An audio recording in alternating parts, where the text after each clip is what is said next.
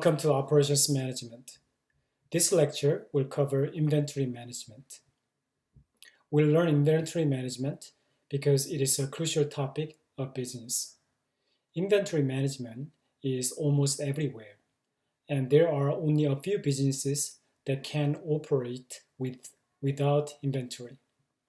In this lecture, we will learn the importance of inventory management and quantitative methods to minimize inventory cost. Let us briefly look at the structure of this course. We were on inventory phase right now. Last lecture zoomed into forecasting.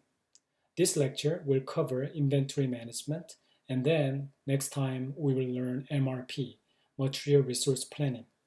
Exam 2 will cover these 4 chapters. Are you dealing with inventory at your workplace? What are the problems you are facing? Shoplifting and theft at the store? Or shortage?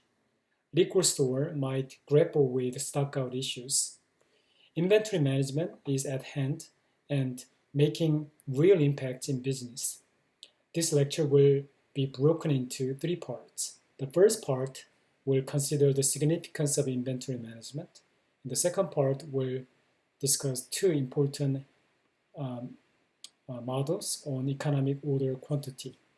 And the third part will walk through a couple of exercises. Let us first take a look at the significance of inventory. Taiichi Ohno was a Japanese industrial engineer and businessman. He is considered to be the father of Toyota production system, which became lean manufacturing in the United States. He devised the 7 waste, or muda in Japanese, as part of this system. He said, the more inventory a company has, the less likely they will have what they need. What does this mean? Why large inventory means nothing being done? Carrying a lot of inventory likely means a lack of discipline in operations. Businesses and processes cannot handle the uncertainty in the operations very well.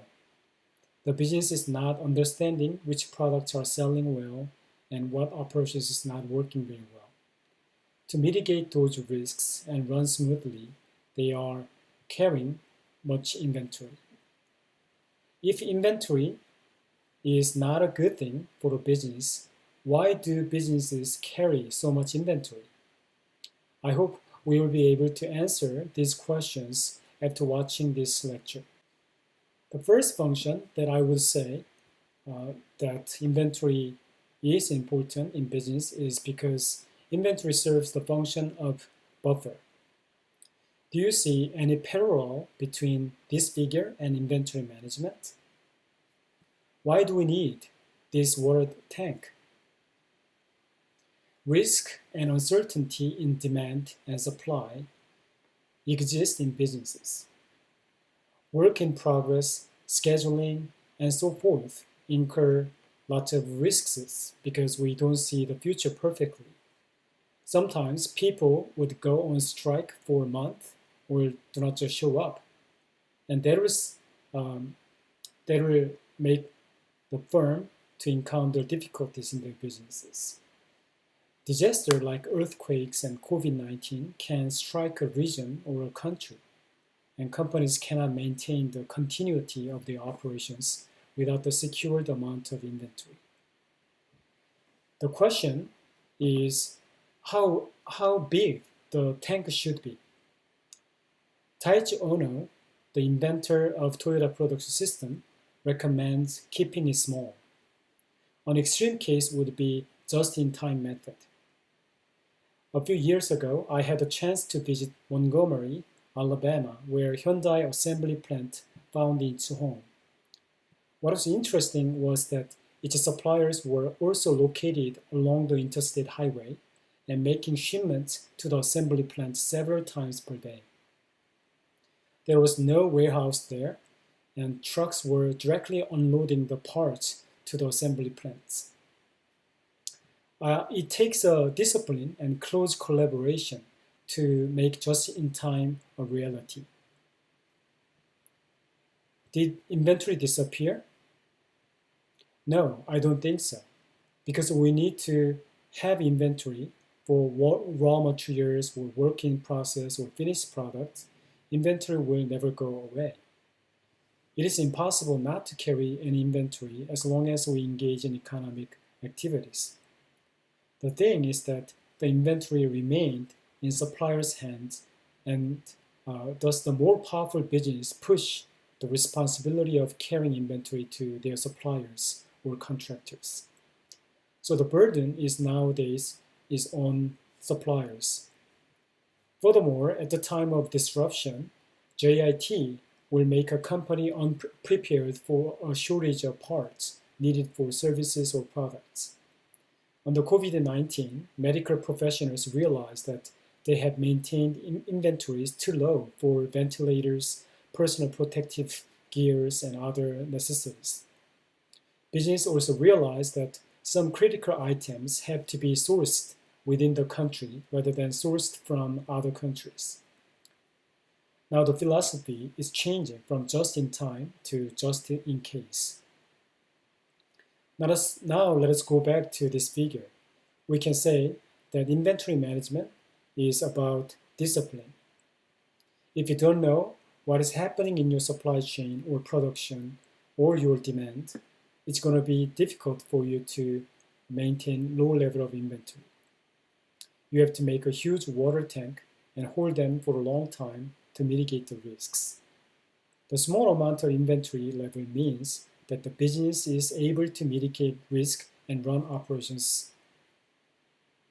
So why is inventory an important topic? It's because it serves as a buffer between businesses and operations. Now the second topic, or second reason why inventory management matters is because inventory is viewed as debts. Inventory is an asset on the balance sheet, we know that, but it's also a liability until it has been sold or it has been converted into final products or the product that they want to make. Undersupply means you might not be able to meet a surge in customer demand when the economy recovers. An oversupply ties up too much cash. It is very expensive to store inventory. Inventory can go bad, and if you don't move it, that can mean the difference between profit and loss. If your company happens to be a supplier for a much larger one, increasingly the larger company will want to know that your inventory management capabilities are dependable. So here, inventory can be seen as debts. Just like credit card debts, we have to guard ourselves from incurring a lot of debts. One example that I can take is Cisco. This stock price trend of Cisco systems gives us a showcase of what happens when inventory management goes wrong. With the dot-com booming in early 2000s, Cisco manufactured a vast amount of routers and switches. Their forecasting was overly optimistic, and with the dot-com bubble bursting, Cisco had to write off $2.2 billion worth of inventory over a night. This sent a shocking signal to the investors, and its stock price fell by 20%, which means at least $20 billion of money just disappeared in a moment. As you can see, as the dot-com boom was increasing, the company was able to have very high price of stock price, and it just tanked right away because of their forecasting errors and too optimistic management. This inventory management fiasco was an unfortunate event for Cisco, but this kind of mismanagement continues today. In 2014, Salix Pharma was about to be sold to Allergan at a very good deal, and they were in negotiation with the company. However, the deal fell through at the last minute when Salix Pharma's inventory level suddenly rose to 7 to 9 month level. Salix stock plunged by 20% and they lost at least $3 billion worth of money. The CFO was let go and company's merger talk came to a halt. A Wall Street Journal reported that the poorly controlled inventory system torpedoed a potential acquisition of Salix by Allergan back in September. These cases demonstrate the serious nature of inventory management in business. The third reason that inventory is important is because it can serve customers' needs speedily. The challenge of business operations is to deliver the products and services at the right time and at the right location. There are so many products and companies need to decide which products to focus on and deliver it to customers. During COVID-19 pandemic, everyone wanted to have multiple N95 face masks. However, they were manufactured overseas and the demand for the products were astronomical. Companies like 3M and Honeywell could not keep up with it, and they decided to produce the masks in the United States. As a result, a volume of lower-grade masks were produced and sold fast throughout the world, and some people even decided to make masks themselves and share them with others. The second issue is sending products to the right location. Let us think about Amazon's strategy to build their fulfillment center throughout the United States. Amazon was a growing business but not as big as Walmart before. The game changer for Amazon was the Prime membership that guaranteed 2-day delivery for the members. To make it happen, the company decided to build a distribution network throughout the country, which was a risky move. How did their distribution centers look like? How did they build their distribution network so quickly? And what kind of strategy they used? Look at this Amazon fulfillment center across the country. According to CNBC report on January 19, 2020, Amazon started building its distribution network from 1995. The first center established in Seattle, Washington, and then another one in Newcastle in Delaware. From then on, the company ramped up its expansion. Interestingly, as of 2020, the state of New Jersey has the most fulfillment center in the East Coast. How does the company decide the location of their warehouses? Different from conventional wisdom, the company took a non-traditional strategy for the location of its fulfillment center warehouses. In a traditional network of distribution centers, operations managers and supply chain experts would typically spread out their warehouse distribution fulfillment center across the country to maximize efficient access to larger population centers. However, this was not the case for Amazon, particularly in its early days. Amazon took advantage of tax exemption and incentives and focused on the states such as Delaware and New Jersey. It also chose states with smaller populations which could efficiently service nearby states with large populations in order for those consumers to shop tax-free their items. In terms of serving customers with the right products and right time and right locations, we need to emphasize the importance of record accuracy. When it comes to the right time of delivering products to customers, think of grocery shopping. If you go to ShopRite or Sam's Club or any other grocery stores, you will notice that some dairies and meats are on sales. It is most likely because the expiration date is approaching quickly. Many parts and raw materials are time-bound. Technology updates quickly. Unless iPhone 11 is sold this year, the price will go down because updated products will come out soon. Therefore, it is essential to spot the right time and offer the products to customers. Many coupons from stores are related to the popularity and availability of the products. In this sense, keeping the record accurate is critical for inventory management and turning it into strategic asset.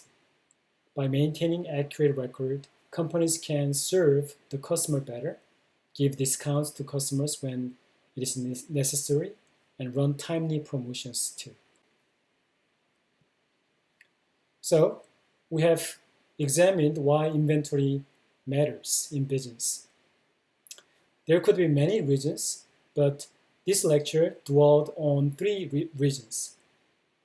First, buffer operations. Inventory management matters because inventory serves as the buffer of operations. To mitigate risks and run operations smoothly, companies do need to maintain and manage inventories.